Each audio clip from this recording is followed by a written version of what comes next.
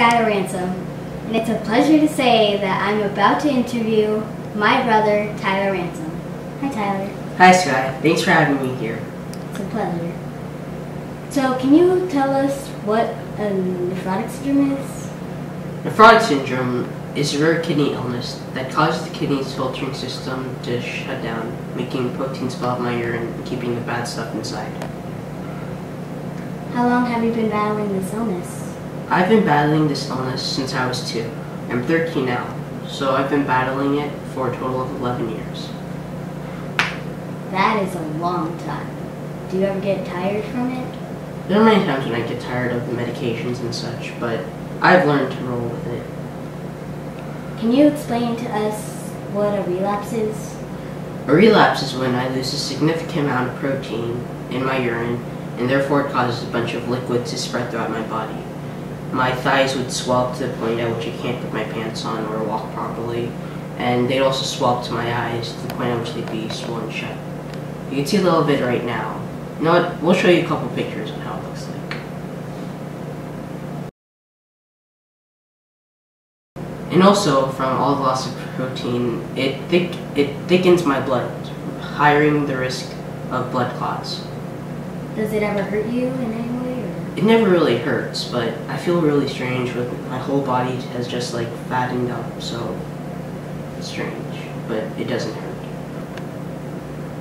To anybody who didn't know, Tyler recently had a relapse. So, Tyler, what was going on when you had the relapse? Well, the medications were creating a hole in my stomach because I wasn't taking in enough food. And when I did take in food, I regurgitated it back out. So when we went to the hospital to find out what was going on, my medication levels were dropping, so they had to up the dose of medications and take a day. How long have you been in the hospital? How did it make you feel? And I was in the hospital for a total of 4 days. And it was pretty strange because it's been a lot of years since I actually stayed overnight at a hospital. What medications have you been taking? Well, right now, I'm taking 4 different types of medications. The first one is Prograf. I would take 4 of these in the morning and 5 at night, each at 7 o'clock. So hold out your hand.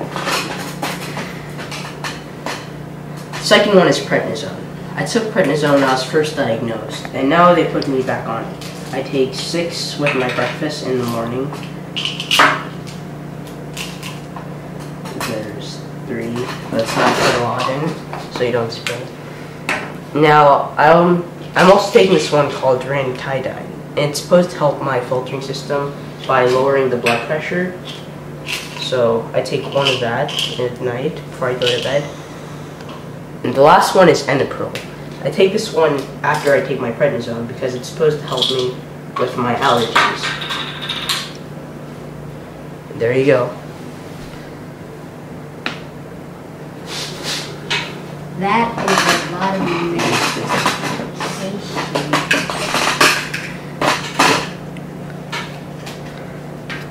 Do you ever get them mixed up with anything?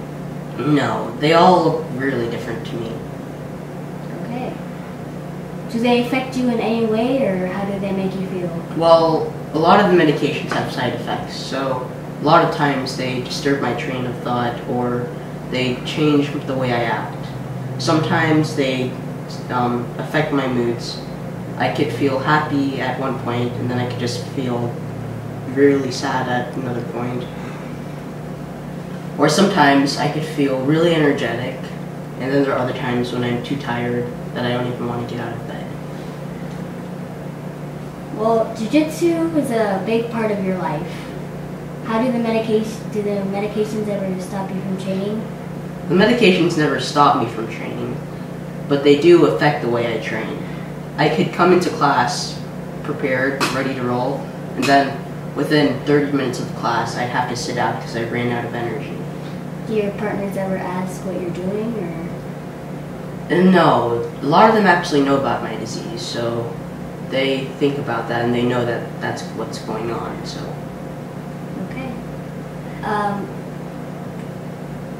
When you exercise, how do you still exercise when you're sick? A lot of the times I force myself to go. I would pack my bag and put it next to the door, so then I'd use that as like, okay, I'm going tonight. Nothing's going to stop me. So there are many times when I don't feel like going, but I still force myself to go. Okay. So how long have you been training Jiu-Jitsu? I've been training Jiu-Jitsu for a total of 7 years.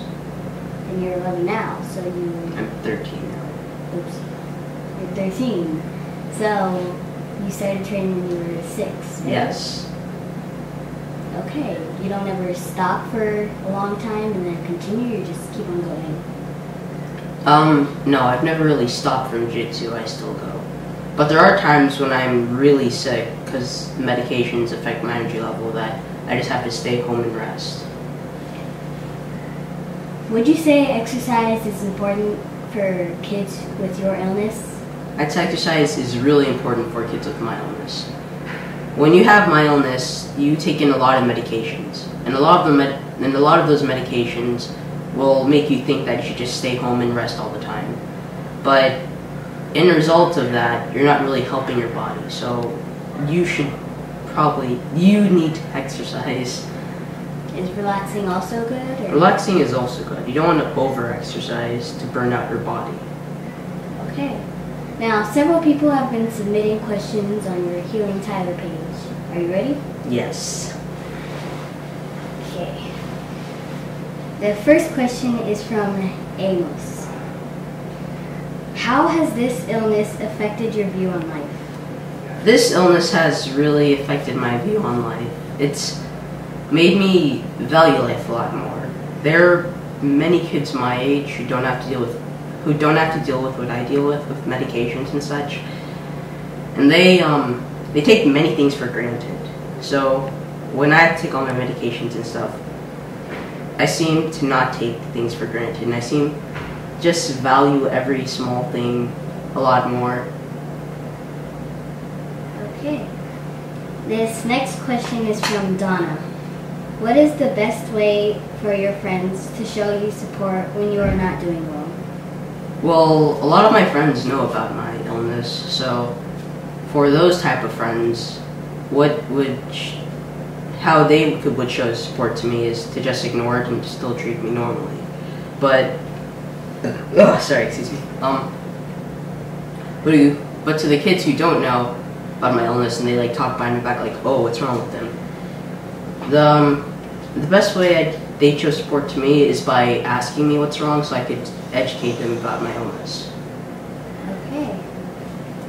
This next question is from Amy. Do the relapse affect you mentally? When I was first diagnosed, when I was in elementary school, these relapses did affect me mentally. I'd wake up and look at myself in the mirror and be like, oh my gosh, no, this can't be happening.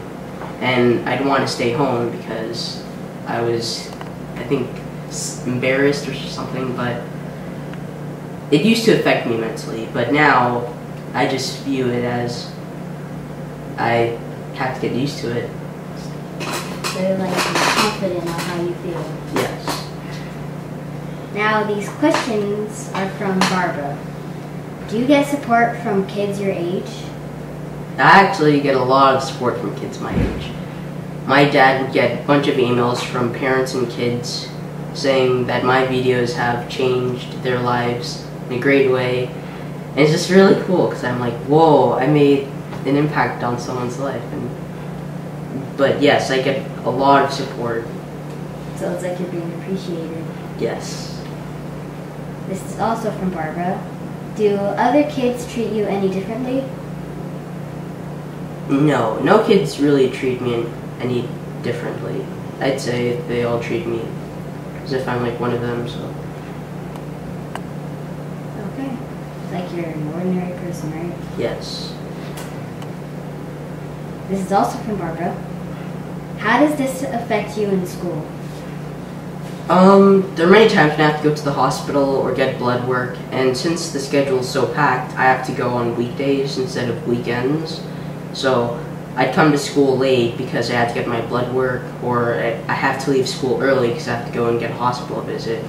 So I always have to catch up on stuff that I've missed.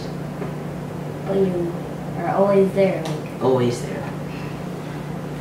Now these questions are from Patty. First one. When it's at its worst, what keeps you so strong?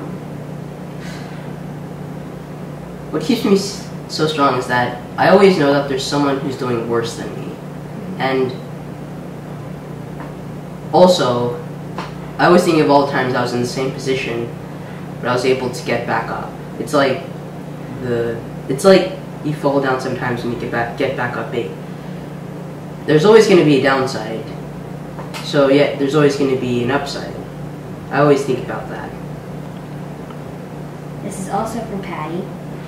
If someone is newly diagnosed with this disease, what is one piece of advice you would give them? Let's see, one piece of advice. I'd tell them to stay organized. One of the major things you're going to get when you go to the hospital for checkups and stuff, is they're going to ask how you've been doing, and you're going to want to say how you've been doing. So when I started to get diagnosed, I started this thing called a P notebook. It's when I'd write down what day it is, I'd write down the intake of medications I took, and I'd just have all the days, what happened, what I need to change, and just keeps me on track, keeps the doctors on track,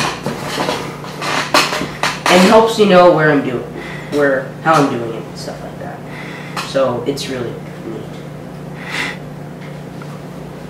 This question is from Chris. Is this something you're born with or something you get later? This illness is actually something that you get later. There are many adults and kids who have it, but you aren't born with it. Many people get diagnosed with it around the ages of 2.5 to 5, and then therefore they have it until they're adults. Now the last but not least, this question is from Nigel. Is getting a kidney transplant an option? Getting a kidney transplant is not a cure for FSGS or nephrotic syndrome. What is FSGS? I never heard of it before. FSGS is like a more serious type of nephrotic syndrome. It does scarring to the kidneys, but yet they're still in the same category.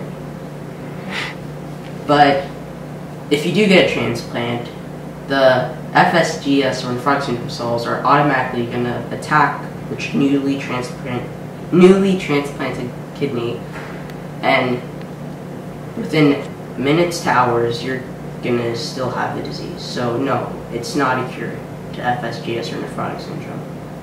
Okay, well, thank you for being here, Tyler. Thank you for having me. And thank you for everybody who's been supporting my brother, Tyler, and go to his website, healingtyler.com.